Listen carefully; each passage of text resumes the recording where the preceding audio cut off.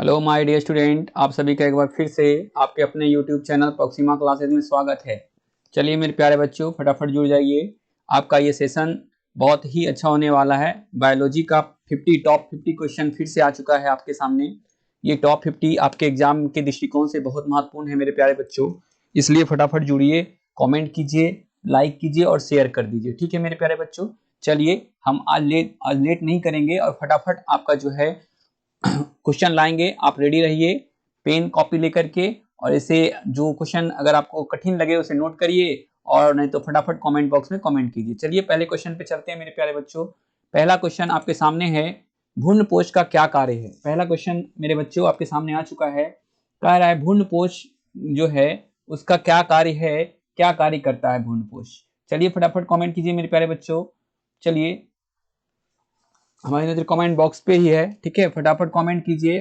देख पा रहे हैं आप लोग को, चलिए आप लोग कमेंट को देख पा रहे हैं। चलिए फटाफट कमेंट कीजिए। भ्रूण पोष का क्या कार्य है। भ्रूण बनाना, भ्रूण को पोषण देना, लिंग का निर्धारण करना, या इनमें से सभी मेरे प्यारे बच्चों। ठीक है, पहला क्वेश्चन का राइट आंसर जो होगा मेरे प्यारे बच्चों वो क्या हो जाएगा, आपको पता होना चाहिए क्या होगा मेरे प्यारे बच्चों पहला क्वेश्चन का राइट आंसर। चलिए देखते हैं पहला क्वेश्चन का राइट आंसर क्या हो जाएगा। पहला क्वेश्चन का राइट आंसर आ चुका है बच्चों। बहुत ही अच्छा लग रहा है। आप लोग का मेहनत बहुत ही तगड़ा है। ठीक है, चलिए पहले क्वेश्चन का जो है भ्रूणपोष क्या बना सकता है, क्या कार्य है, तो मेरे प्यारे बच्चों भ्रूण बनाने का कार्य नहीं है, ये भ्रूण को पोषण देता है। ठीक है, जिनका जिनका भी बी ऑप्शन दिए हैं उनका बहुत अच्छा प्रिपरेशन है इस साल के लिए। आपको अग्रिम शुभकामनाएं आपके एग्जाम के लिए। आपका एग्जाम बहुत ही अच्छा जाएगा 2022 का। आपका तैयारी बहुत ही अच्छा है, आप मेहनत कर रहे हैं। इसी से पता लगता है मेरे प्यारे बच्चों कि आप हमारी क्लास से जुड़े हुए हैं। बहुत सारे लोग नहीं जुड़े हुए हैं, वो क्या करते हैं बाद में देखते हैं, मगर आप अगर जुड़े हुए हैं इसका मतलब है कि आप जो है रेडी हैं एग्जाम के लिए। ठीक है, चलिए मेहनत आपका व्यर्थ नहीं जाएगा। ठीक है, दूसरे क्वेश्चन पे चलते हैं। चलिए दूसरा क्वेश्चन आपके सामने है मेरे प्यारे बच्चों। आपको जवाब देने में हिचकिचाहट नहीं होना चाहिए। ठीक है, आपको चाहे आप गलत कमेंट करें या सही कमेंट करें, मगर कमेंट जरूर करें। कम से कम उस क्वेश्चन के बारे में आप पढ़ेंगे तो आप आंसर दीजिएगा तो ज्यादा याद रहेगा जब आपका गलत होगा तो। ठीक है, वही एग्जाम में होता है। मगर कुछ बच्चे करते क्या है, लाइव क्लास नहीं देखते हैं, उसके बाद रिकॉर्डिंग क्लास बाद में देखते हैं। उससे होता क्या है, वो जल्दी जल्दी भगा भगा सिर्फ आंसर, उससे याद नहीं होगा बच्चों।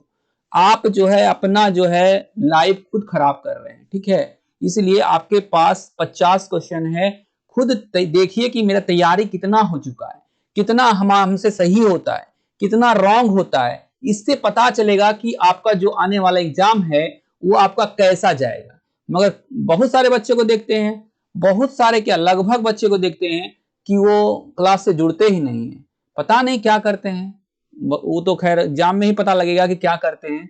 चलिए जो जुड़ते हैं, जो हैं अभी हमारे साथ जुड़े हुए, बहुत ही अच्छा लग रहा है कि कम से कम आप एक्टिव हैं। अगला क्या कर रहा है इसका मत चिंता कीजिए, सिर्फ अपने बारे में सोचिए, क्योंकि दुनिया मतलबी हो चुका है। ठीक है मेरे प्यारे बच्चों, तो आप अपने बारे में सोचिए, आप अपना प्रिपरेशन देखिए, अगले को छोड़ दीजिए। अगला अगर बाद में देख रहा है तो कोई दिक्कत नहीं है, आप लाइव जुड़िए हमसे, आप जवाब दीजिए, अच्छे से कमेंट बॉक्स में कमेंट कीजिए, हम आपको कमेंट देखते हैं। ठीक है मेरे प्यारे बच्चों, इसलिए आप कमेंट जरूर कीजिए। चलिए दूसरा क्वेश्चन पे आते हैं कि बीज चोल का निर्माण कहां होता है।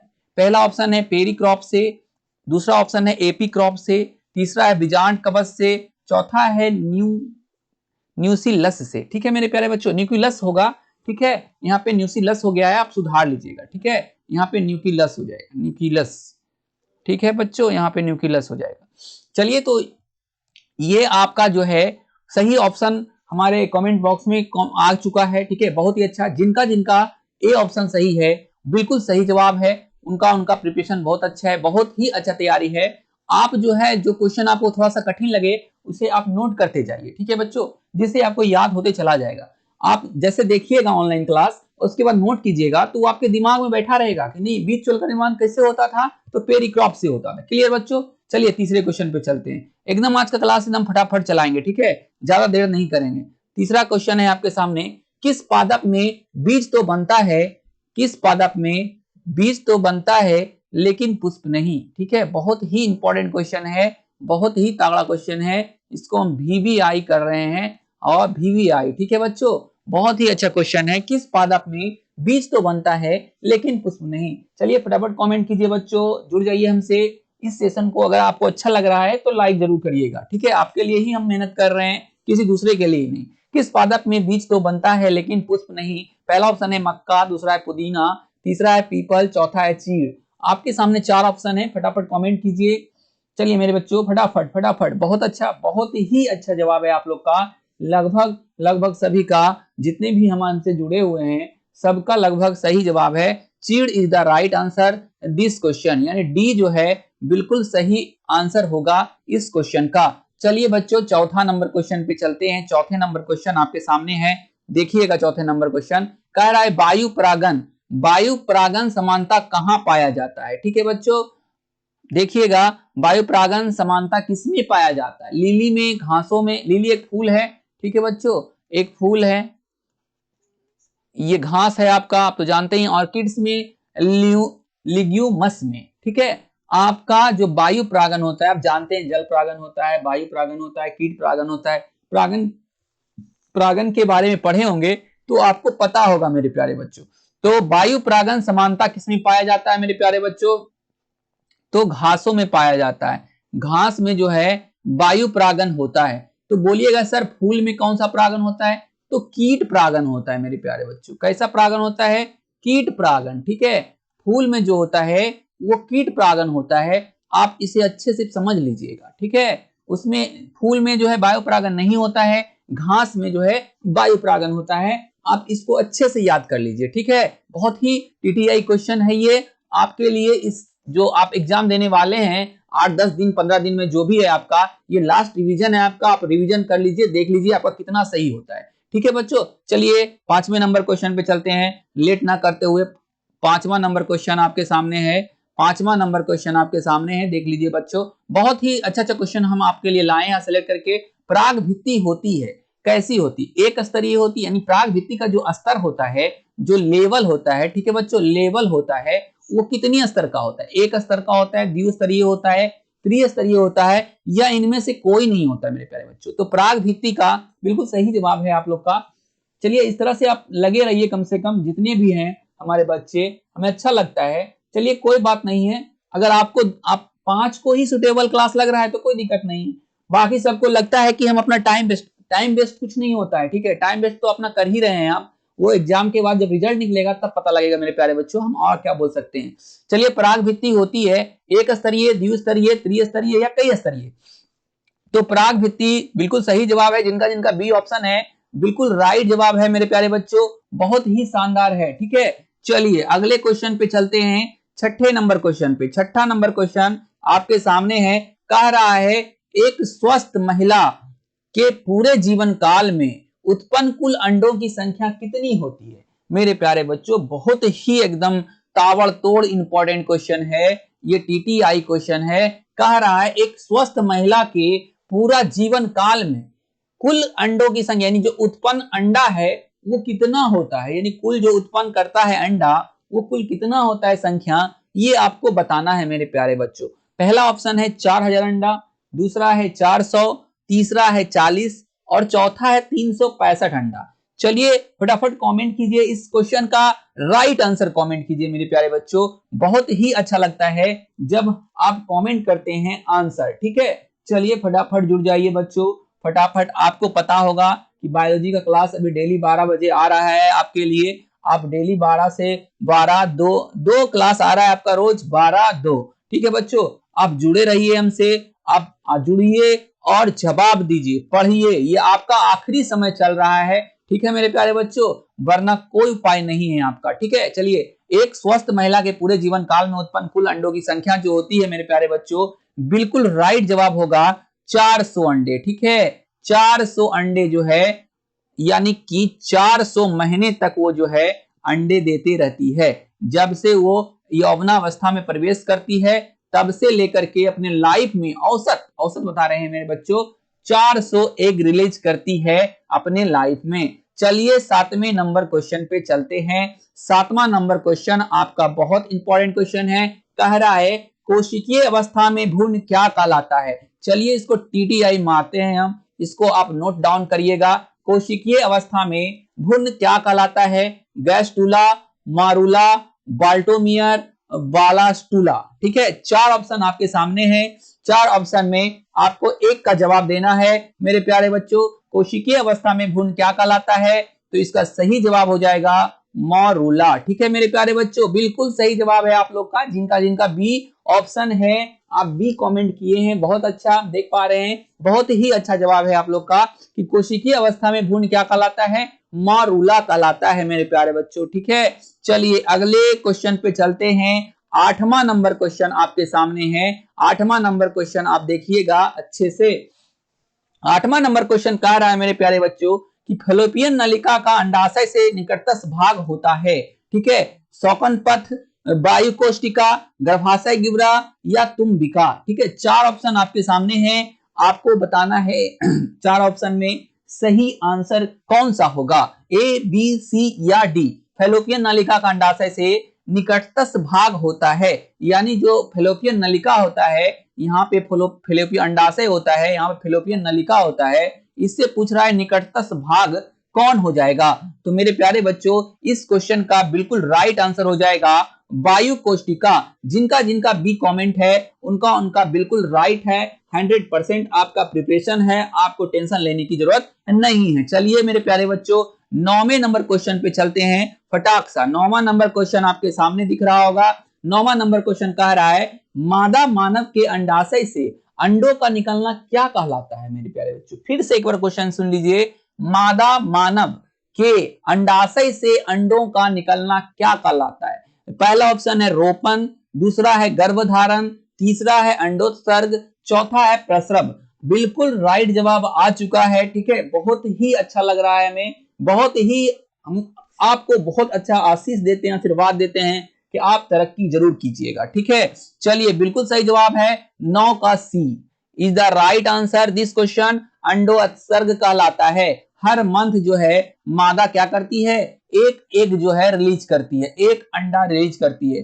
देखिएगा इस तरह से बना रहता है, एक बार इस साइड लेफ्ट साइड से, एक बार राइट साइड से। ठीक है, एक महीना, first month, first second month. ठीक है, हर बार रिपीट होते रहता है। एक बार इस मंथ से इधर से निकलेगा, रिलीज करेगा, एक बार इधर से करेगा, फिर एक बार इधर से करेगा, फिर एक बार, इस तरह से चक्र चलते रहता है। और अपने जीवन काल में टोटल 400 एग जो है क्या करती है महिला मादा, रिलीज करती है 400, औसतन 400 एग जो है एक मादा रिलीज करती है मेरे प्यारे बच्चों अपने जीवन काल में। ठीक है, क्लियर। चलिए अगले क्वेश्चन पे चलते हैं। 10वां नंबर क्वेश्चन आपके सामने है, देखिएगा मेरे प्यारे बच्चों 10वां नंबर क्वेश्चन कह रहा है, देखिएगा यौवनावस्था के समय। ठीक है, बहुत ही फंसने वाला क्वेश्चन है, आपको लगेगा कि बहुत आसान है मगर आप जो है गलत कर दीजिएगा। यौवनारंभ के समय प्रथम आवर्त चक्र क्या कहलाता है। अंडाणु, शुक्राणु, जिसको देखिएगा बच्चों जिसको मासिक साइक्लिक भी कहा जाता है। ठीक है, यौवनावस्था के समय जो है प्रथम आवर्त चक्र क्या कहलाता है। नहीं बच्चों, सी ऑप्शन नहीं होगा, नहीं, फंस गए हैं आप, सी नहीं होगा। बिल्कुल सही जवाब है इसका ऑप्शन डी होगा। यौवनावस्था के समय प्रथम आतर्व चक्र कहलाता है आतर्व। ठीक है बच्चों, पहला जो होता है, उसके बाद जो होता है वो कहलाता है रजोदर्शन। ठीक है बच्चों, रजोदर्शन, जिसको हम मासिक चक्र भी कहते हैं मेरे प्यारे बच्चों। तो आतर्व इस क्वेश्चन का, 10वें क्वेश्चन का बिल्कुल राइट जवाब है आतर्व। ठीक है बच्चों, क्या है, आतर्व is the right question, this right answer this question. ठीक है, 10 क्वेश्चन हम आपका कंप्लीट कर चुके हैं मेरे प्यारे बच्चों। ये 10 क्वेश्चन आपका बहुत ही इंपॉर्टेंट था। चलिए अगले 10 क्वेश्चन की ओर हम बढ़ते हैं। 11वां नंबर क्वेश्चन आपके सामने है, आपको फटाफट कमेंट करना है। एकदम टीटीआई क्वेश्चन है, इसको हम टीटीआई कर देंगे। ठीक है मेरे प्यारे बच्चों, इसको हम टीटीआई कर देते हैं। ठीक है, चलिए कह रहा है प्रोजेस्टेरोन हार्मोन का स्रावन कहां से होता है। बहुत ही इंपॉर्टेंट क्वेश्चन है, फटाफट कमेंट कीजिए। चलिए, कॉपर्स कोलोसम से, कॉपर्स यूट्री से, कॉपर्स लुटियम से या कॉपर्स एवलिकेंस से। 4 ऑप्शन आपके सामने हैं, चारों में से आपका एक सही आंसर है। सही आंसर का जवाब हमारे कमेंट बॉक्स में दीजिए। जिनका जिनका सी आंसर आया है कॉपर्स लूटियम, ठीक है बच्चों, कॉपर्स लूटियम, उनका उनका बहुत ही अच्छा तगड़े रूप से तैयारी है, उनको टेंशन लेने की जरूरत नहीं है। कॉपर्स लूटियम से प्रोजेस्टेरॉन हार्मोन का स्रावन होता है, कॉपर्स लूटियम से, इसको आप याद रखेंगे। चलिए अगले क्वेश्चन पे चलते हैं मेरे प्यारे बच्चों। अगला क्वेश्चन कह रहा है फर्टिलाइजिंग प्रोटीन कहां पाया जाता है, ठीक है। फर्टिलाइजेशन मतलब होता है अंडा उत्पन्न करना, ठीक है बच्चों। तो फर्टिलाइजिंग प्रोटीन कहां पाया जाएगा, ये भी आपका टीटीआई क्वेश्चन है, टीटीआई क्वेश्चन है, इसको आप लिख लीजिएगा टीटीआई, ठीक है। चलिए 12वें नंबर का फटाफट कमेंट कीजिए। बहुत अच्छा बच्चों, बहुत अच्छा, तगड़ा, एकदम इसी तरह से आप कमेंट फटाफट करते जाइए, हम आपको देख पा रहे हैं, ठीक है। जितने भी बच्चे जुड़े हुए हैं हमसे, हम सभी को देख पा रहे हैं, हमें अच्छा लग रहा है। चाहे आप संख्या में कितनों कम, देखिए बच्चों संख्या कोई मायने नहीं रखता है, मायने ये रखता है कि आप कितना मेहनत कर रहे हैं। आप एक ही जुड़े हुए, उससे क्या फर्क पड़ रहा है, आप जुड़े हुए तो कम से कम हैं, आप एक मेहनत कर रहे हैं, बाकी सब आराम कर रहा है, आप उससे आगे जरूर निकलिएगा। उनको लगता है कि हम अपना टाइम बर्बाद करेंगे लाइव क्लास में, तो ठीक है, आप अपना टाइम बाद में रिकॉर्डिंग देखिए, भगा भगा करके देखिए, उससे कोई फायदा नहीं होगा, ठीक है, वो तो बुक में भी छपा हुआ है। आप अपना जो है प्रिपरेशन को चेक कीजिए लाइव क्लास में कि हाँ हम कितना सही करते हैं, ईमानदारी पूर्वक कितना हमारा सही होता है। नहीं तो फिर तो बाद में आप देखिएगा तो फटाक से आंसर आपको पता लग जाएगा, उससे कोई फर्क नहीं पड़ेगा, उससे कोई फायदा नहीं है, आप उससे अच्छा क्लास नहीं देखिए, ठीक है। तो इसलिए लाइव जुड़िए हमसे, जुड़ करके ही आप जो है जवाब दीजिए, कमेंट कीजिए, जिससे आपका प्रिपरेशन अच्छे ढंग से हो पाए। गलत हो, देखिए जो क्वेश्चन गलत होता है वो ज्यादा याद होता है, ठीक है, ये मेरे बात को मानिए आप और हमसे जुड़िए। अगर आप ये सब मेरा बात मानिएगा तो आपका जो मार्क्स है वो पक्का इंक्रीज करेगा। आप इस बात को नोट करिएगा, ठीक है, इस बात को नोट करिएगा कि आप एक क्वेश्चन एग्जाम में गलत करके चले आइए, देखिए उस क्वेश्चन को आप फिर कभी नहीं भूलिएगा। तो यहाँ पे वही होता है, आप यहाँ गलत मारते हैं, हम आपको सही ऑप्शन बताते हैं, आपको सही तरीके से बताते हैं, तो आपको समझ में आता है, ठीक है, कि हाँ ये नहीं ये होगा। इसलिए आप जो है हमसे जुड़ जाइए, ठीक है, अभी भी टाइम है आपका। चलिए 12 नंबर है फर्टिलाइजिंग प्रोटीन कहां पाया जाता है मेरे प्यारे बच्चों, तो बिल्कुल सही जवाब है, फर्टिलाइजिंग प्रोटीन जो पाया जाता है वो शुक्राणुओं की सतह पे पाया जाता है, ठीक है, शुक्राणुओं की सतह पर पाया जाता है मेरे प्यारे बच्चों। B is the right answer this question. चलिए 13वें नंबर क्वेश्चन पे चलते हैं। 13वां नंबर क्वेश्चन आपके सामने है मेरे प्यारे बच्चों, देखिएगा, कह रहा है मासिक चक्र के दरमियान किस दिन अंडोत्सर्ग होता है। मासिक चक्र जब आता है मेरे प्यारे बच्चों तो किस दिन जो है अंड रिलीज, यानी एग जो होता है रिलीज होता है, यानी टूटता है वो और रिलीज हो जाता है। बताइएगा 8वें से 10वें दिन, 12वें से 14वें दिन, 14वें से 15वें दिन, या मासिक चक्र के अंतिम 2 दिन। आपके सामने 4 क्वेश्चन है मेरे प्यारे बच्चों। अंड का निर्माण कब होता है, टूटता है तो आप जानते हैं लास्ट में वो खत्म हो जाता है, मगर यहाँ क्या कह रहा है, अंडोत्सर्जन होता है, उत्सर्जन मतलब होता है अंड का निर्माण। देखिए ये सब आपको सीखना चाहिए, एग का जो है निर्माण जो है कितने दिनों में होता है, क्योंकि देखिए गैपिंग होता है, आपका 30 दिन का अगर साइक्लिक है तो 30वां दिन टूटा, फिर निर्माण होने में कुछ दिन तो समय लगेगा, तो कितना दिन लगता है मेरे बच्चों, और कितना से कितना दिन तक में जो है वो परिपक्व हो जाता है शुक्राणु से मिलने के लिए। तो आपका इसका सही आंसर बिल्कुल सही जवाब है। कमेंट बॉक्स हम देख रहे हैं, बहुत ही अच्छा लग रहा है कि आप लोग हमसे जुड़े हुए हैं। चलिए C is the right answer this question, या नहीं सी नहीं होगा मेरे प्यारे बच्चों, आपका comment B is the right answer, 12वें से 14वें दिन, ठीक है, 12वें से 14वें दिन is the right answer this question, ठीक है। 12 से 14 दिन जो है, 12वें से 14 दिन एक पूरी तरीके से तैयार रहता है, वो जो है शुक्राणु से मिलन करने के लिए एकदम उतावला रहता है। उसके बाद क्या होता है, धीरे धीरे उसका जो है टूटना शुरू हो जाता है 14वां दिन के बाद, ठीक है बच्चों। तो याद रखिएगा 12वें से 14वें दिन वो पूरी तरीके से रेडी रहता है किससे मिलने के लिए, तो स्पर्म से मिलने के लिए, ताकि वो जायगोट का निर्माण कर सके। चलिए अगले क्वेश्चन पे चलते हैं मेरे प्यारे बच्चों। अगला क्वेश्चन 14वां नंबर है आपके सामने, देखिएगा 14वां नंबर कह रहा है, 14वां नंबर क्वेश्चन बहुत ही अच्छा क्वेश्चन है कि स्त्रियों में रजोनोवृत्ति की उम्र क्या होती है। अब पूछेगा सर ये होता क्या है, तो ये होता है, अभी हम बताए थे मासिक चक्र होता है मेरे प्यारे बच्चों। जो एग रिलीज होता है उसी को हम कहते हैं मासिक चक्र, ठीक है। रजोनवृत्ति मतलब मासिक चक्र की उम्र क्या होती है, अधिकतम कह रहा है स्त्रियों में रजोनवृत्ति यानी खत्म हो जाता है। मासिक चक्र क्या होता है, उस उम्र में खत्म हो जाता है। शुरुआत तो आप जानते हैं 10-12 औसत है, मगर खत्म कितने साल में होता है, रजोनवृत्ति कब हो जाता है, वृत्ति मतलब होता है खत्म होना, तो मासिक चक्र कब खत्म हो जाता है, ये 4 ऑप्शन आपके सामने दिया हुआ है। फटाफट कमेंट बॉक्स में कमेंट कीजिए। 25 वर्ष, 50 वर्ष, 35 वर्ष, 70 वर्ष। देखिए बच्चों ये औसत है, ठीक है, किसी किसी का कम भी जाता है, किसी किसी का बढ़ जाता है, एक औसत निकाला हुआ रहता है। जब भी इस टाइप का क्वेश्चन आपको पूछेगा तो सिर्फ औसत पूछेगा, इस टाइप का क्वेश्चन में डायरेक्टली एकदम एक्यूरेट नहीं पूछेगा मेरे प्यारे बच्चों, इसलिए आपको घबराना नहीं है, आपको आपका ऑप्शन के अनुसार मानना है। तो इसका सही आंसर क्या होगा, आपको कमेंट बॉक्स में फटाक से कमेंट करना चाहिए। देखिएगा आप थोड़ा सा यहाँ सुधार लीजिएगा मेरे प्यारे बच्चों, बी के जगह सी हो गया है और सी के जगह बी हो गया है, थोड़ा सा आप ध्यान रखिएगा, ठीक है, नहीं तो गड़बड़ हो जाएगा।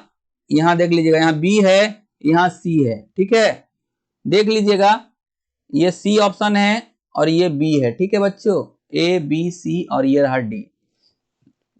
मिस टाइपिंग है, टाइपिंग इधर है, इंसान से गलती हो जाती है, ठीक है। 25 वर्ष, 50 वर्ष, 35 वर्ष या 70 वर्ष, बिल्कुल सही जवाब 50 वर्ष इज द राइट आंसर। स्त्रियों में रजोनवृत्ति की उम्र जो है मैक्सिमम जो है 50 वर्ष है, ठीक है बच्चों। अब किसी का कम हो जाता है, किसी का ज्यादा, हम तो पहले ही बोले औसत निकला हुआ है, इसलिए 50 वर्ष आप मारिएगा, ठीक है। चलिए अगले क्वेश्चन पे चलते हैं। 15वां नंबर क्वेश्चन आपके सामने है, 15वां नंबर क्वेश्चन आपके सामने है मेरे प्यारे बच्चों, पृथक्करण के सिद्धांत को और क्या कहते हैं, ठीक है। 15 नंबर क्वेश्चन आपको बताना है कि पृथक्करण का सिद्धांत को और क्या कहा जाता है, ठीक है। प्रभाविता का नियम, स्वतंत्र अपव्यूहन का नियम, युग्मकों की शुद्धता का नियम, या इनमें से कोई नहीं। चलिए 15 का जो है कमेंट बॉक्स में फटाफट कमेंट कीजिए मेरे प्यारे बच्चों। बिल्कुल सही जवाब है आप लोग का, आप ही लोग के अनुसार पहला जो है बिल्कुल सही है, ठीक है, प्रभाविता का नियम। चलिए 16वें नंबर क्वेश्चन पे चलते हैं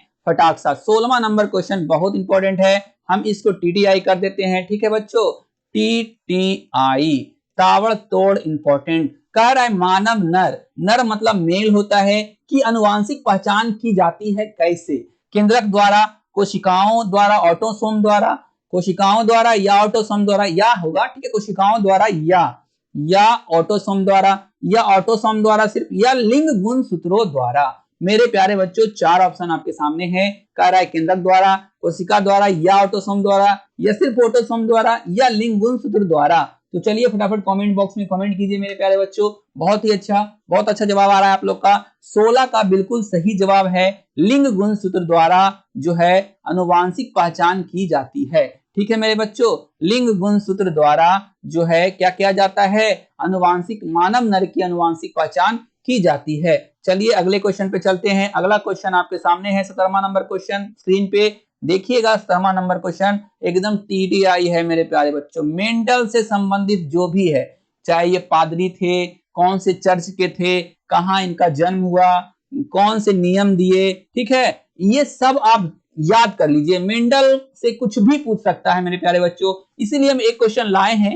मेंडल का जन्म हुआ था कौन सी सदी में, 17वीं सदी में, 18वीं सदी में, या 19वीं सदी में। मेरे प्यारे बच्चों आपको सदी मालूम होता है, अगर 1720 चल रहा है तो 18वीं सदी हो गया, अगर 1830 चल रहा है तो 19वीं शताब्दी हो गया, अगर 1930 चल रहा था तो 20वीं शताब्दी हो जाता है, अगर अभी चल रहा है मान लीजिए 2022 तो ये 21वीं सदी चल रहा है। तो आपको सदी मालूम है मेरे प्यारे बच्चों, फटाफट जवाब दीजिए, कोई दिक्कत नहीं है, हम आपका कमेंट देख पा रहे हैं, ठीक है मेरे प्यारे बच्चों। चलिए फटाफट कमेंट कीजिए, फटाफट कमेंट कीजिए मेरे प्यारे बच्चों, फटाफट। चलिए बहुत अच्छा, बहुत अच्छा, इसी तरह से आप लगे रहिए। जिनका जिनका जिनका जिनका मेरे प्यारे बच्चों सी ऑप्शन सही है, जिनका जिनका सी कमेंट बॉक्स में कमेंट किए हैं बिल्कुल सही जवाब है।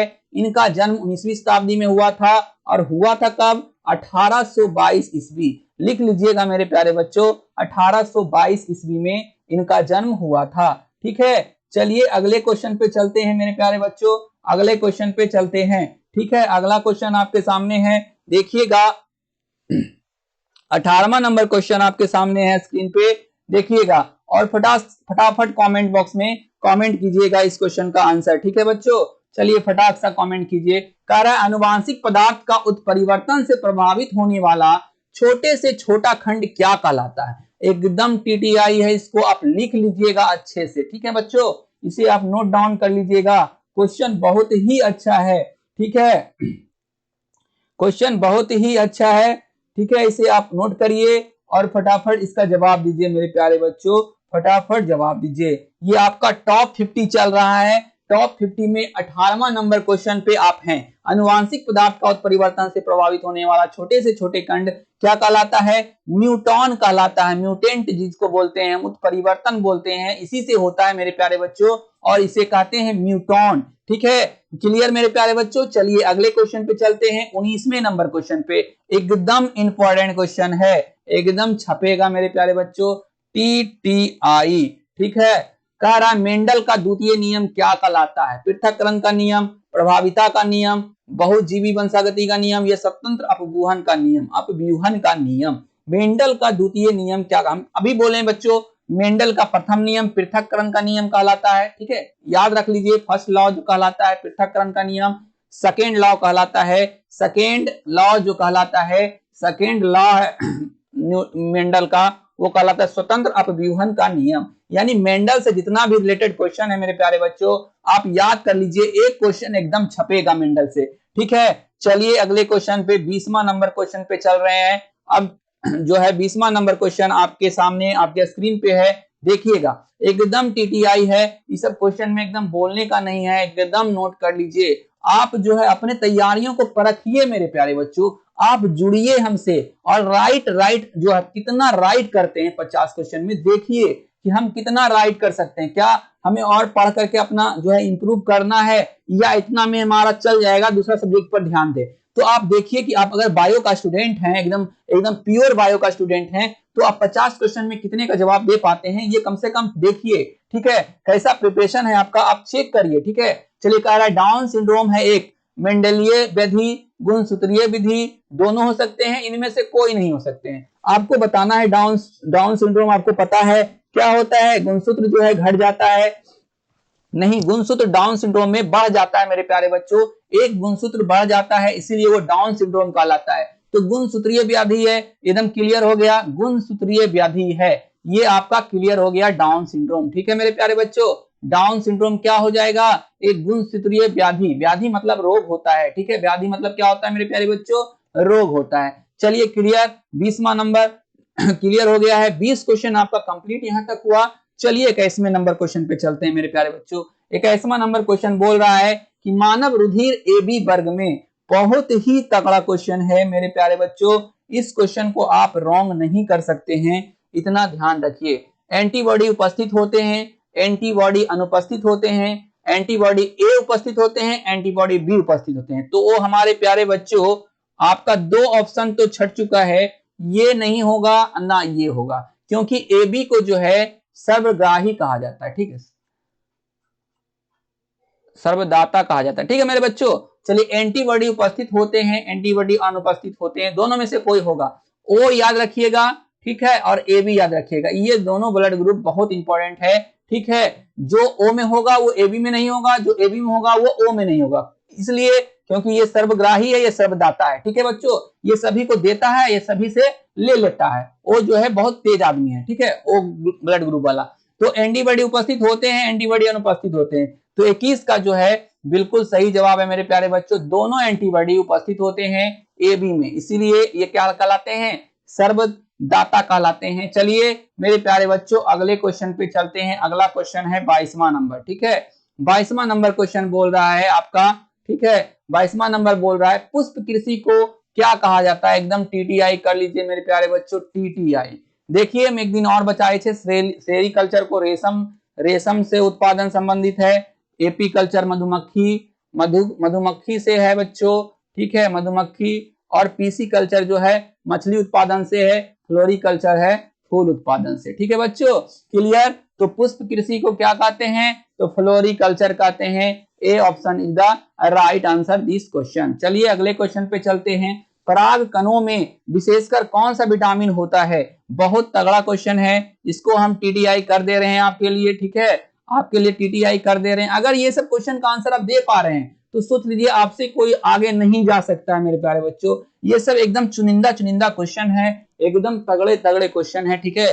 पराग कणों में विशेषकर कौन सा विटामिन होता है, आपको इसका जवाब देना है बिल्कुल सही कमेंट बॉक्स में। कमेंट बॉक्स हम देख रहे हैं, सबका देख रहे हैं बच्चों, सिर्फ हम आपका समय बचाने के लिए ही आपका नाम नहीं ले रहे हैं और ना हम इतना बार कमेंट कर रहे हैं, ठीक है। चलिए इसका सही जवाब जो है vitamin B is the right answer this question. पराग कणों में विशेषकर कौन सा विटामिन होता है, तो vitamin B is the right answer, ठीक है। चलिए अगले क्वेश्चन पे चलते हैं। अगला क्वेश्चन आपके सामने है, देख लीजिए मेरे प्यारे बच्चों। चींटियों द्वारा परागन को क्या कहते हैं, एकदम टीटीआई है, देख लीजिए कितना टीटीआई क्वेश्चन हम आपके लिए लेकर के आए हैं। एकदम सेशन को लाइक कर दीजिएगा मेरे प्यारे बच्चों, लाइक करने में कंजूसी एकदम नहीं कीजिए, ठीक है। लाइक देखिए, लाइक इक्वल टू क्या होता है मालूम है, लाइक जो अगर आप कीजिएगा तो हमको जो है क्या मिलेगा, एनर्जी मिलेगा, ठीक है, ऊर्जा मिलेगा। लाइक इक्वल टू ऊर्जा, हमको एनर्जी मिलेगा, एनर्जी मिलेगा, ठीक है, एनर्जी मिलेगा तो हम और बनाएंगे, ठीक है बच्चों, और वीडियो आपके लिए बनाएंगे, अच्छे अच्छे आपके लिए और सिलेक्ट करेंगे, पूरा दिमाग लगा देंगे कि आप कैसे टॉप करिएगा। तो लाइक मेरा रुकना नहीं चाहिए। चींटियों द्वारा परागन को क्या कहते हैं, चलिए मेरे प्यारे बच्चों क्या करेंगे, आपका मर्मिकोफिली कहेंगे, ठीक है, मर्मिकोफिली कहेंगे। 24 का जो है B is the right answer हो जाएगा। मर्मिकोफिली मर्मिकोलॉजी में, मर्मिकोलॉजी में यहां लिख लीजिएगा बच्चों, मर्मिकोलॉजी में लॉजी जब लग जाएगा तो चींटियों का अध्ययन किया जाता है। मर्मिकोलॉजी में चींटियों का अध्ययन किया जाता है, चींटियों का अध्ययन स्टडी किया जाता है मेरे प्यारे बच्चों, चींटियों का, ठीक है। चलिए क्लियर, अगले क्वेश्चन पे चलते हैं बच्चों। अगला क्वेश्चन आपके सामने है, आपके सामने है, कह रहा है एकदम टीटीआई है, सत्य फल, असत्य फल और सत्य फल दोनों याद कर लीजिएगा, एकदम टीटीआई। सत्य फल का निर्माण किससे होता है, ठीक है, सत्य फल का निर्माण किससे होता है मेरे बच्चों, अंडाशय, पेटल, पुमंग या बीजांड से। तो आपका ये दोनों ऑप्शन तो खत्म हो गया, एकदम नहीं होगा, दो ऑप्शन छट चुका है। अब दो ऑप्शन में कंफ्यूजन है। अब जरा फटाक सा कमेंट बॉक्स में कमेंट कीजिए कि अंडाशय होगा या बीजांड होगा, 50-50% चांस है। चलिए मेरे बच्चों जल्दी से कमेंट कीजिए, सत्य फल का निर्माण किससे होता है, बिल्कुल राइट आंसर आ रहा है। जिनका जिनका 25 का ए ऑप्शन आया है बिल्कुल सही जवाब है, सत्य फल अंडाशय से और असत्य फल बीजांड से, असत्य फल बीजांड से, ठीक है बच्चों, असत्य फल किससे, बीजांड से। क्लियर, क्लियर मेरे प्यारे बच्चों, दो आंसर, दो क्वेश्चन एक क्वेश्चन में हो रहा है, आप ध्यान दीजिएगा। चलिए अगले क्वेश्चन पे चलते हैं। अगला क्वेश्चन 26 नंबर आपके सामने है, एकदम वेरी वेरी इंपॉर्टेंट से भी इंपॉर्टेंट क्वेश्चन है। चलिए डीएनए फिंगरप्रिंटिंग का क्या कार्य है, एकदम ये एकदम एकदम टीटीआई से भी टीटीआई बच्चों, बहुत इंपॉर्टेंट क्वेश्चन है कि डीएनए फिंगरप्रिंटिंग जो होता है उसका क्या कार्य है। संतान के सही माता पिता की पहचान करना, फॉरेंसिक विज्ञान प्रयोगशाला में अपराधियों की पहचान करना या संदिग्ध माता पिता की जानकारी प्राप्त करना, उपयुक्त में से सभी का कमेंट बॉक्स में कमेंट आना चाहिए, हम आपका वेट कर रहे हैं, फटाफट कमेंट कीजिए मेरे प्यारे बच्चों। अधिकतर का आंसर बिल्कुल सही आया है कमेंट में, ठीक है, बिल्कुल सही आया है आपका ऑप्शन डी जो है बिल्कुल राइट होगा मेरे प्यारे बच्चों, option D is the right answer this question. चलिए 27वें नंबर क्वेश्चन पे चलते हैं। 27वां नंबर क्वेश्चन आपको दिख रहा होगा, प्रतिकोडोन या एंटीकोडोन पाए जाते हैं किसमें मेरे प्यारे बच्चों, एकदम टीटीआई कर देते हैं, ठीक है, टीटीआई कर देते हैं। प्रतिकोडोन या एंटीकोडोन पाए जाते हैं डीएनए पर, टीआरएनए पर, टीआरएनए पर, एमआरएनए पर, ठीक है। आपका दो ऑप्शन एक जैसा हो गया है, ठीक है मेरे प्यारे बच्चों, टीआरएनए पर, एक मिनट, टीआरएनए ऑप्शन इस टाइप से है, ठीक है बच्चों, स्मॉल टी है, ट्रांसफर ऑफ आरएनए होता है इसका फुल फॉर्म टीआरएनए पर, और ये वाला जो है बड़ा वाला, बी वाला छोटा है और सी वाला जो है ऐसी तरह से टीआरएनए, दोनों एक जैसा हो गया है इसलिए आपको कंफ्यूजन होगा। ट्रांसफॉर्म आरएनए तो जो है हमारा प्यारे बच्चों यहाँ पे स्मॉल एम आरएनए है, ठीक है, एम स्मॉल है, आरएनए है। तो आपके सामने ये 3-4 ऑप्शन है, डीएनए पर, टीआरएनए पर, टीआरएनए पर या एमआरएनए पर। तो इसका सही आंसर हो जाएगा मेरे प्यारे बच्चों टीआरएनए पर, B is the right answer, ठीक है। स्मॉल टी दीजिएगा, इसका मतलब होता है स्थानांतरण, ट्रांसफॉर्म, ट्रांसफॉर्म आरएनए, ठीक है, प्रतिकोडेन या एंटीकोडेन पाए जाते हैं टीआरएनए पर, और टी जहां है आपका ट्रांसफर, ठीक है, ट्रांसफॉर्मेशन होता है, यानी क्या हो जाता है, उसका स्थानांतरण हो जाता है, स्थानांतरण आरएनए, ठीक है। चलिए 27 क्वेश्चन कंप्लीट हो चुका है। 28वें नंबर आपके सामने स्क्रीन पे आ चुका है मेरे प्यारे बच्चों। 28वां नंबर क्वेश्चन, फिर डीएनए से संबंधित एक क्वेश्चन आपके एग्जाम में, 1 से 2 क्वेश्चन आपके एग्जाम में देखने को मिलेगा, इसलिए डीएनए का क्वेश्चन पूरा कंप्लीट करिए। डीएनए संश्लेषण के समय बनने वाला खंड क्या है? बहुत ही टीटीआई क्वेश्चन है मेरे प्यारे बच्चों, इसलिए हम इसे टीटीआई कर दिए हैं। चलिए फटाक सा आप इसका जवाब दीजिए। कह रहा है डीएनए संश्लेषण के समय बनने वाला खंड क्या है? तो 28 का बिल्कुल राइट जवाब हो जाएगा। हम जैसा कि आप लोग का कमेंट में देख पा रहे हैं मेरे प्यारे बच्चों, ओकाजाकी खंड, ठीक है, ओकाजाकी खंड बिल्कुल सही जवाब है मेरे प्यारे बच्चों, ओकाजाकी खंड, ठीक है। चलिए अगले क्वेश्चन पे चलते हैं। 29वां नंबर क्वेश्चन है डीएनए रिपेयरिंग। डीएनए रिपेयरिंग किससे होता है? डीएनए पॉलीमरेज फर्स्ट द्वारा, डीएनए पॉलीमरेज सेकेंड द्वारा, ए और बी दोनों द्वारा, या लाइगेज द्वारा? बिल्कुल सही, कमेंट कीजिए फटाफट इस क्वेश्चन का। कारण डीएनए रिपेयरिंग यानी डीएनए जब टूट फूट जाए तो उसका रिपेयरिंग जो है किससे होगा मेरे प्यारे बच्चों? बिल्कुल सही जवाब है डीएनए पॉलीमरेज सेकेंड द्वारा, ठीक है। डीएनए पॉलीमरेज जो है 2 is the right answer this question. चलिए 30वें नंबर क्वेश्चन पे चलते हैं। टॉप 30 आपका यहां तक कंप्लीट हो चुका है मेरे प्यारे बच्चों। अब 20 क्वेश्चन और है, ठीक है। अनुलेखन में भाग लेने वाला एंजाइम है DNA polymerase second, DNA polymerase, RNA polymerase और डीएनए पॉलीमरेज थर्ड। देखिए आपके सामने 3 ऑप्शन है, DNA polymerase third, RNA polymerase, DNA polymerase second, DNA polymerase सिर्फ है, ठीक है, इसमें सेकेंड फर्स्ट नहीं लगा हुआ है। तो आपको 30 का जो बताना है अनुलेखन में भाग लेने वाला एंजाइम कौन सा है मेरे प्यारे बच्चों? तो बिल्कुल सही जवाब है 30 का D is the right answer, DNA polymerase third answer जो है इसका जो बिल्कुल राइट हो जाएगा।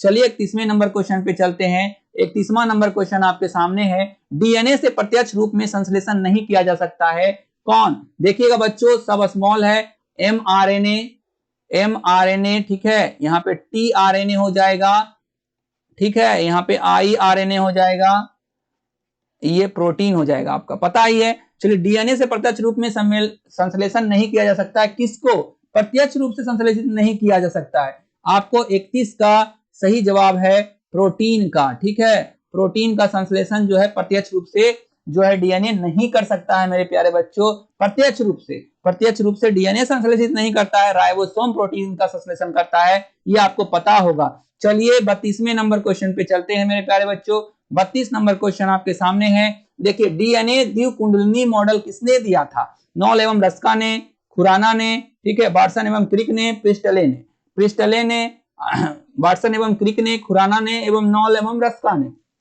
तो आपको पता है नॉल एवं रस्का क्या दिया था? माइक्रोस्कोप बनाया था। खुराना ने जीन संश्लेषण किया था। जीन संश्लेषण, देखिए बच्चों सारे ऑप्शन को अगर तोड़िएगा तो आपका ऐसे ही क्लियर हो जाएगा, ठीक है। जीन संश्लेषण किया नॉल एवं रस्का, इलेक्ट्रॉनिक जो है माइक्रोस्कोप बनाया था, ठीक है, माइक्रोस्कोप बनाया था इलेक्ट्रॉनिक। वाटसन एवं क्रिक, प्रिस्टले ने जो है ऑक्सीजन की खोज किया था मेरे प्यारे बच्चों, प्रिस्टले ने, ठीक है। अब बच गया वाटसन और क्रिक, इसका आंसर वाटसन और क्रिक, क्लियर। अगर आपको 3 ऑप्शन पहले से पता है उसका कि क्या क्या वो किया है तो चौथा ऑप्शन अपने आप छट जाएगा। 32 का जो है सी ऑप्शन बिल्कुल सही है। उसके साथ साथ अब 3 क्वेश्चन का आंसर और लिख लीजिए अगर पता नहीं है तो, कि प्रिस्टले ने ऑक्सीजन की खोज की, खुराना ने जीन संश्लेषण किया, नॉल एवं रस्का ने माइक्रोस्कोप की खोज किया था, इलेक्ट्रॉनिक माइक्रोस्कोप की। चलिए अगले क्वेश्चन पे चलते हैं। 33वां नंबर क्वेश्चन एकदम टीटीआई कर लेंगे, ठीक है बच्चों। 33वां नंबर क्वेश्चन आपके सामने आ गया है, देखिएगा, ठीक है। चलिए न्यूक्लियोसाइड है नाइट्रोजनी क्षारक परत शर्करा, नाइट्रोजनी क्षारक, पहले इसको टीटीआई कर लीजिए, ठीक है बच्चों। टीटीआई, शर्करा मतलब आप जानते हैं शुगर होता है, नाइट्रोजनी क्षारक प्लस शर्करा, नाइट्रोजनी क्षारक प्लस शर्करा प्लस फास्फेट भी दे दिया है। सी ऑप्शन है शर्करा प्लस फास्फेट, डी ऑप्शन है नाइट्रोजनी क्षारक प्लस फास्फेट। 33 का बिल्कुल राइट जवाब हो जाएगा मेरे प्यारे बच्चों। हम कमेंट बॉक्स में देख पा रहे हैं एकदम जिनका ऑप्शन ए है बिल्कुल राइट जवाब है, नाइट्रोजनी क्षारक प्लस शर्करा इज द राइट आंसर। चलिए 34वें नंबर क्वेश्चन पे चलते हैं। 34वां नंबर क्वेश्चन कह रहा है अनुवादन या स्थानांतरण में क्या बनता है? आरएनए से प्रोटीन, डीएनए पर डीएनए, ठीक है, या डीएनए से आरएनए, ठीक है बच्चों, या आरएनए टू डीएनए। आपको बताना है कि अनुवादन या स्थानांतरण में, स्थानांतरण जब होता है, ट्रांसफॉर्मेशन होता है, तो क्या बनता है? आरएनए से प्रोटीन बनता है, ठीक है बच्चों, एकदम क्लियर है मेरे प्यारे बच्चों। क्या बनेगा? आरएनए से प्रोटीन बनेगा जब टीआरएनए होगा, ट्रांसफॉर्म ऑफ आरएनए होगा, किसमें? प्रोटीन में स्थानांतरण हो जाता है मेरे प्यारे बच्चों। क्लियर, एकदम टीटीआई ऑप्शन क्वेश्चन है, इसको खाली ऑप्शन से आपको मतलब नहीं है, आप स्थानांतरण में बनता है यानी टीआरएनए में बनता है, आरएनए से प्रोटीन बन जाता है, आप इसको नोट कर लीजिएगा मेरे प्यारे बच्चों। चलिए अगले क्वेश्चन पे चलते हैं। अगला क्वेश्चन आपके सामने है, देखिएगा आपके सामने आ गया स्क्रीन पे मेरे प्यारे बच्चों। 35 नंबर क्वेश्चन बोल रहा है कि डीएनए अणु में साइटोसिन 18% है, एडेनिन का परसेंट कितना होगा? मेरे प्यारे बच्चों फटाफट जवाब दीजिए। साइटोसिन का है, ठीक है, साइटोसिन का 18%, ठीक है बच्चों 18% है। आपको एडेनिन का बताना है कि कितना होगा। एडेनिन होता है, गुआनिन होता है ना मेरे प्यारे बच्चों, साइटोसिन होता है, तो ये सब जुड़े होते हैं डीएनए से। तो बोल रहा है साइटोसिन जब 18% होगा तो एडेनिन कितना परसेंट हो जाएगा मेरे प्यारे बच्चों? बिल्कुल सही जवाब जो है 32% हो जाएगा। 32% is the right answer this question. चलिए 36वें नंबर क्वेश्चन पे चलते हैं। अब जरा थोड़ा सा स्पीड बढ़ा देते हैं हम लोग। आरएनए के पायरिमिडीन में पाया जाता है, एकदम टीडीआई करेंगे। ये सब क्वेश्चन को एकदम रुक रुक करके आपको देखना चाहिए, कमेंट बॉक्स में कमेंट करना चाहिए, देखिए कि आपका क्या होता है, सही है या नहीं है। चलिए पहला ऑप्शन है साइटोसिन एवं थाइमिन, दूसरा है एडेनिन एवं गुआनिन, तीसरा है साइटोसिन एवं यूरासिल, चौथा है थाइमिन एवं यूरासिल। चार ऑप्शन आपको दिख रहा होगा मेरे प्यारे बच्चों। चार ऑप्शन में एक ऑप्शन आपका सही है, बिल्कुल सही जवाब आया है। जिनका जिनका सी कमेंट आया है बिल्कुल राइट जवाब है मेरे प्यारे बच्चों। C is the right answer this question, ठीक है, C is the right answer. चलिए अगले क्वेश्चन पे चलते हैं मेरे प्यारे बच्चों। अगला क्वेश्चन है 37वां नंबर क्वेश्चन आपके सामने, आपके बोर्ड पे आ गया है। आधुनिक मानव का नवीनतम एवं सीधा प्राग ऐतिहासिक पूर्वज है, एकदम टीटीआई, एकदम 2022 के क्वेश्चन छपेगा, ठीक है, छपेगा यार, ये सब जो है ना याद कर लो। आधुनिक मानव का नवीनतम एवं सीधा प्रागैतिहासिक पूर्वज है क्रो-मैग्नन, प्री निएंडरथल, निएंडरथल, इनमें से कोई नहीं, ठीक है मेरे प्यारे बच्चों। आपको पता है एकदम बिल्कुल राइट कमेंट आया है, क्रो-मैग्नन जो है, क्रो-मैग्नन जो है बिल्कुल राइट आंसर है इस क्वेश्चन का। A is the right answer this question. चलिए अगले क्वेश्चन पे चलते हैं। अगला क्वेश्चन 38 नंबर आपके सामने है, देखिएगा मेरे प्यारे बच्चों। कह रहा अभिसारी विकास किससे प्रदर्शित होता है? अभिसारी और अभिसारी के बारे में आप जानते हैं, वही बोल रहा है समजात अंगों द्वारा, समवृत्तीय अंगों द्वारा, अवशेषी अंगों द्वारा, या इनमें से सभी द्वारा। 38 का जो है B is the right answer, समवृत्तीय अंगों द्वारा होता है मेरे प्यारे बच्चों। चलिए अगले क्वेश्चन पे चलते हैं।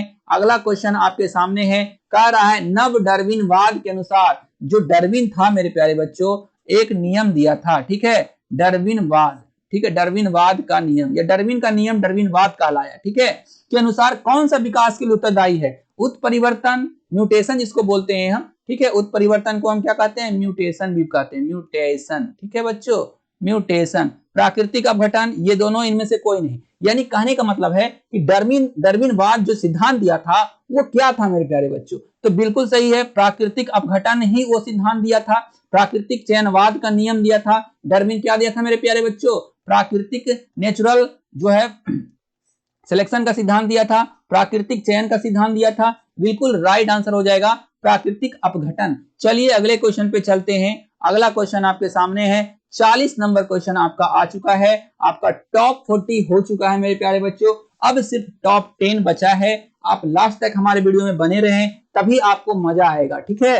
लेकिन लास्ट में जो क्वेश्चन हम लाए हैं ना बच्चों, वो एकदम चुना चुना हुआ है, क्योंकि हम जानते हैं कि अधिकतर बच्चे जो हैं वो वीडियो शुरू करते हैं मगर अंत नहीं करते हैं, इसलिए हम जानबूझ करके लास्ट में जो है एकदम बढ़िया बढ़िया क्वेश्चन रखते हैं ताकि उनका छूट जाए। चलिए ठीक है, फिलोसॉफिक जियोलॉजिक पुस्तक किसने लिखी थी? पहले सबसे पहले तो इसका काम करेंगे, एकदम टीटीआई करके इसको नोट डाउन करेंगे, ठीक है, नोट डाउन करेंगे, ये सब क्वेश्चन एकदम छपेगा। फिलोसॉफिक जियोलॉजिक पुस्तक किसने लिखी थी? लेमार्क ने, मेंडल ने, डार्विन ने, ह्यूगो डेविल्स ने। चार ऑप्शन आपके सामने हैं, फटाफट कमेंट कीजिए मेरे प्यारे बच्चों। बिल्कुल राइट आया है, जिनका जिनका ए ऑप्शन है बिल्कुल सही जवाब आया। लेमार्क ने लिखा था फिलोसॉफिक जियोलॉजिक पुस्तक, ठीक है मेरे प्यारे बच्चों। 40 कंप्लीट। चलिए 41वें नंबर पे चलते हैं।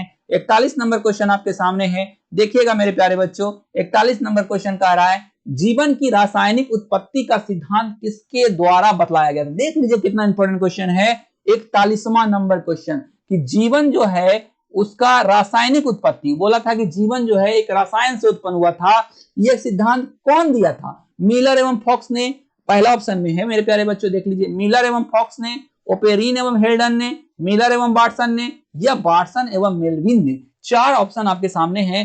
ये क्या दिया था कि जीवन की उत्पत्ति जो है अंडाणु, विषाणु या फिर इंसान से नहीं हुआ है, एक रसायन से हुआ है। यह किसने कहा था? ये ओपेरिन नामक वैज्ञानिक और हेल्डन नामक वैज्ञानिक ने कहा था। ओपेरिन का नियम ही है, आपको पढ़ना है मेरे प्यारे बच्चों, ओपेरिन का नियम कि जीवन का जो उत्पत्ति हुआ है वो रासायनिक मेथड से हुआ है। ये किसने कहा था? तो ओपेरिन ने कहा था, ओपेरिन एवं हेल्डन ने कहा था। यानी B option is the right answer this question. चलिए 42वें नंबर क्वेश्चन पे चलते हैं। 42वां नंबर क्वेश्चन आपको दिख रहा होगा मेरे प्यारे बच्चों। मानव के वे पूर्वज जिन्होंने गुफाओं में चित्रकारी की, मानव के वे पूर्वज यानी कि हम लोग के पूर्वज, पूर्वज का मतलब आप समझते हैं हमसे जो हजारों साल पहले, हजारों साल जो है, हजारों साल पहले दुनिया में थे, वो हमारे पूर्वज कहलाए, पूर्वज, ठीक है। मानव के वे पूर्वज जिन्होंने गुफाओं में चित्रकारी की, क्या कहलाते थे? बताइए मेरे प्यारे बच्चों, क्या कहलाएंगे? क्या कहलाए, या क्या कहलाते थे, या क्या कहलाते हैं अभी तक? ए है निएंडरथल मानव, क्रो मैग्नन मानव, जावा कपी मानव, पैकिंग मानव। चार ऑप्शन आपके सामने हैं। इसका बिल्कुल सही जवाब है, एकदम टीटीआई कर लीजिएगा मेरे प्यारे बच्चों। हम पहले ही बोल चुके हैं कि जो अंत का 10 क्वेश्चन होगा वो एकदम छपने वाला होगा। क्रो मैग्नन मानव, आपको ये 2 बार देखने को मिल चुका होगा, क्रो मैग्नन मानव, ठीक है। इस क्वेश्चन को आप अच्छे से करिएगा, ये आपके लिए बहुत इंपॉर्टेंट है, ठीक है मेरे प्यारे बच्चों। चलिए अगले क्वेश्चन पे चलते हैं। अगला क्वेश्चन आपके सामने है, देखिएगा 43वें नंबर क्वेश्चन मेरे प्यारे बच्चों, ठीक है। 43वें नंबर क्वेश्चन आपके सामने आ चुका है आपके स्क्रीन पे। कर्मिक विकास में योगदान है, एकदम टीटीआई कर लीजिए, एकदम 10 क्वेश्चन एकदम आप बिना बोले टीटीआई करिए। कर्मिक विकास में योगदान है स्वपरागन का, परपरागन का, कायिक प्रबंधन का, या संकरण का। क्या है मेरे प्यारे बच्चों? कर्मिक विकास में योगदान है स्वपरागन का, परपरागन का, कायिक प्रबंधन का, या संकरण का। फटाफट कमेंट बॉक्स में कमेंट कीजिए मेरे प्यारे बच्चों। चलिए बहुत ही अच्छा, जिनका जवाब पर परागन आया है, बिल्कुल राइट जवाब है मेरे प्यारे बच्चों, बहुत ही अच्छा। आप जो है तारीफ के योग्य हैं मेरे प्यारे बच्चों, जो आप इतने देर से आप हमसे जुड़े हुए हैं। आपका लगन देख करके, परिश्रम देख करके हम बहुत खुश हैं, और हम आशा करते हैं कि आपका मार्क्स जो है बहुत ज्यादा इंक्रीज करेगा, ये हमें विश्वास भी है, ठीक है मेरे प्यारे बच्चों। चलिए अगले क्वेश्चन पे चलते हैं। 44वां नंबर क्वेश्चन आपके सामने है, देखिएगा मेरे प्यारे बच्चों। 44वां नंबर क्वेश्चन आपके सामने है, कह रहा है फाइलेरिया रोग का वाहक। बोलिए कितना इंपॉर्टेंट क्वेश्चन है। अगर ये सब आप मिस करिएगा तो सोच लीजिए आपका एग्जाम कैसा जा सकता है। नर क्यूलेक्स मच्छर, नर एनोफ्लीज मादा मच्छर, मादा क्यूलेक्स मच्छर, या मादा एनोफ्लीज मच्छर। आपके सामने 4 ऑप्शन है, ऊपर 2 ठो नर है, नीचे 2 ठो मादा है, दोनों वही मच्छर है। तो आपको बताना है मेरे प्यारे बच्चों, 44 का बिल्कुल सही जवाब आ चुका है। जिनका कमेंट बॉक्स में सी आ रहा है मादा क्यूलेक्स मच्छर, उनका बहुत ही अच्छा है। फिलेरिया होता है मादा क्यूलेक्स मच्छर से, और मलेरिया होता है मादा एनोफ्लीज से। याद रखिएगा, दोनों में कंफ्यूज होकर के डूबिएगा नहीं, ठीक है। आपको डूबना नहीं है, आपको समुद्र तैर करके पार करना है। मादा एनोफ्लीज से होता है मलेरिया, और मादा क्यूलेक्स मच्छर से होता है फाइलेरिया। मलेरिया और फाइलेरिया में बस थोड़ा सा अंतर है बच्चों, आप गड़बड़ नहीं कीजिएगा, ठीक है। और डेंगू होता है इजिप्ट मच्छर से, ठीक है, इजिप्ट मच्छर से होता है डेंगू। याद रखिएगा, साफ पानी में पाया जाता है डेंगू, ठीक है, साफ पानी में, ठीक है बच्चों, साफ पानी में। क्या में पाया जाता है? साफ पानी में, याद रखिएगा, गंदा पानी में नहीं पाया जाएगा। ऑप्शन रहेगा गंदा पानी, नहीं मारिएगा। चलिए अगले क्वेश्चन, 35वां नंबर क्वेश्चन बहुत इंपॉर्टेंट है। टीटीआई, एंट अमीबा, बोल रहा है एंट अमीबा जो है, एंट अमीबा क्या है? एंट अमीबा क्या है मेरे प्यारे बच्चों? कह रहा है जीवाणु है, शैवाल है, प्रोटोजोआ है, या कवक है। बिल्कुल सही जवाब आया है 45 का, protozoa is the right answer this question, ठीक है मेरे प्यारे बच्चों, protozoa is the right answer. चलिए अगले क्वेश्चन पे चलते हैं। कौन जीवाणु से होने वाली बीमारी नहीं है? एकदम टीटीआई कर लेंगे, नहीं करेंगे तो पछताएंगे। चलिए, यानी जीवाणु से, टाइफाइड तो जीवाणु से होता है मेरे बच्चों, क्लियर। कुष्ठ भी जीवाणु से होता है, डिप्थेरिया भी होता है, influenza is the right answer. ये वायरस से होता है, वायरस से होता है इन्फ्लुएंजा, ठीक है मेरे प्यारे बच्चों। चलिए अगले क्वेश्चन पे चलते हैं। 47वां नंबर क्वेश्चन भी एकदम टीटीआई है। आईजी जो है, याद रखिएगा, आईजी स्मॉल है मेरे प्यारे बच्चों, ठीक है। आईजीई, आईजीए, जी सब जगह स्मॉल है, याद रखिएगा। आपको लिखने में आप इसको जो है एकदम उतार लीजिएगा, बहुत इंपॉर्टेंट क्वेश्चन है। एलर्जी में बनने वाली प्रतिरक्षा है, यानी एलर्जी में, तो एलर्जी देख लीजिए बच्चों, ई से सूचित होता है, यानी बी ऑप्शन जो है बिल्कुल राइट आंसर है मेरे प्यारे बच्चों। एकदम इस सब में कंफ्यूज नहीं कीजिएगा, आप इसे नोट डाउन कर लीजिएगा। चलिए 48वें नंबर क्वेश्चन पे चलते हैं। आपका जो है 48वां नंबर क्वेश्चन पे चल रहे हैं, ध्यान से देखिएगा मेरे प्यारे बच्चों। आपके जो है स्क्रीन पे आ गया 48वां नंबर। ट्रिपल एंटीजन एकदम छपेगा मेरे प्यारे बच्चों। हम पहले ही बोल चुके हैं कि 40 के बाद 10 क्वेश्चन ऐसा है जो एकदम एग्जाम में छपेगा।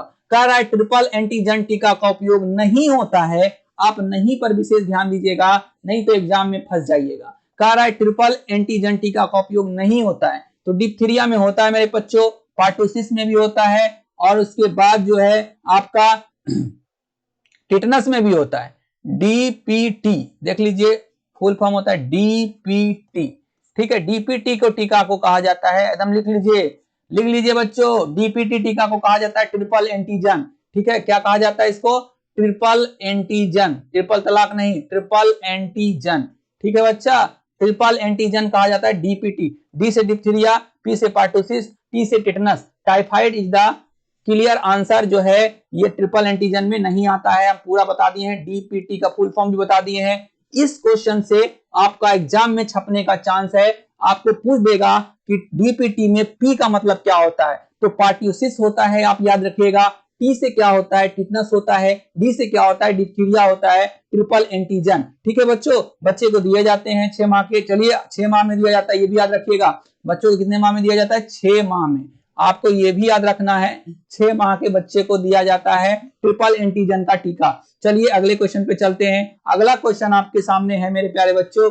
एचआईवी निम्न में किस कोशिका पर आक्रमण करता है? एचआईवी निम्न में किस कोशिका पर आक्रमण करता है? बीटा कोशिका, टोएस्टोट, एपिथेलियम कोशिका या टी हेल्पर कोशिका? आपको 49 नंबर क्वेश्चन का जो है आंसर फटाफट दीजिए मेरे प्यारे बच्चों, फटाफट दीजिए। बहुत ही अच्छा, जिनका डी ऑप्शन है बिल्कुल सही जवाब है मेरे प्यारे बच्चों। D is the right answer, D option is the right answer this question. T helper कोशिका is the right answer. HIV निम्न में किस कोशिका पर आक्रमण करता है? तो टी हेल्पर कोशिका पर आक्रमण करता है मेरे प्यारे बच्चों। इसका सही आंसर जो है डी ऑप्शन राइट आंसर हो गया। चलिए इस सेशन का लास्ट क्वेश्चन, और एकदम तगड़ा क्वेश्चन, ठीक है मेरे बच्चों, एकदम टीटीआई का स्क्वायर कर दीजिए, टीटीआई का स्क्वायर कर दीजिए मेरे प्यारे बच्चों। आप तो समझदार है ही हैं, स्माइली भी दे देते हैं एक ठो, ठीक है, स्माइली भी दे देते हैं, एकदम हंसते हुए जाइए और रोते हुए आइए। चलिए ठीक है, तो विषाणु नहीं पढ़िएगा तो क्या कीजिएगा? विषाणु किससे बना होता है? प्रोटीन से, प्रोटीन तथा न्यूक्लिक अम्ल से, लिपिड तथा प्रोटीन से, डीएनए एवं आरएनए से। तो इसका बिल्कुल सही जवाब हो जाएगा मेरे प्यारे बच्चों। विषाणु जो बने होते हैं प्रोटीन तथा न्यूक्लिक अम्ल से। 50 का बी जो है राइट आंसर हो गया इस क्वेश्चन का, यानी बी जो है बिल्कुल सही जवाब हो गया मेरे प्यारे बच्चों। एक बात आपसे हम कहना चाहते हैं, शेयर करना चाहते हैं, आप ध्यान से सुनिए। अगर आप नहीं पढ़िएगा तो आप किसी का कुछ नहीं लीजिएगा, अपने पैर पर खुद कुल्हाड़ी मारिएगा। इसलिए जो भी आपका बचा हुआ है, मान लीजिए आज हो गया 12, यानी कि जो भी 10 से 15 दिन बचा हुआ है मेरे बच्चों, एकदम रात दिन एक कर दीजिए। ऑब्जेक्टिव तो कम से कम कर लीजिए, नहीं तो इस बार तो भगवान भरोसे, ठीक है बच्चों। चलिए आप लोग जो जुड़े हुए हैं बहुत ही अच्छा लगा, आप लोग मेहनत कर रहे हैं, इसका फल आप लोग को जरूर मिलेगा, ठीक है।